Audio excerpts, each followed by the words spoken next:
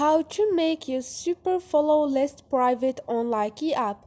Hi guys, in this video I will show you how to make your super follow list private on Likee app easy and quick.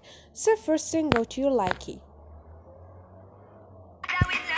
Now go to For You page and you're gonna find those three lines up there. Click on it. And here you're gonna find setting at the bottom. Click on it. Like you see, you have privacy top there.